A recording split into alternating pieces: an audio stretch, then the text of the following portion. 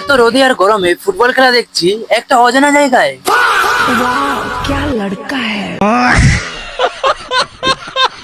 হ্যাঁ তো hello guys, আমি বেরিয়ে পড়েছি কাকাদের সাথে এত গরমে ফুটবল খেলা দেখতে আমার বাড়ি থেকে প্রায় 6-7 কিলোমিটার দূর বাগঝাপা গ্রামে।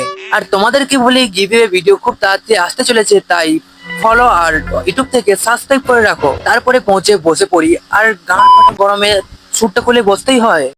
আর খেলা তো ভালোই চলছিল, তখনই আমি জানতে পারি যে আমার মোবাইলে ডুয়াল ক্যামেরা সেটিং আছে, যেটা দিয়ে আমি সামনে আর পেছনে একসাথে দুটোই শুট করতে পারবো। अच्छा 1 hour later.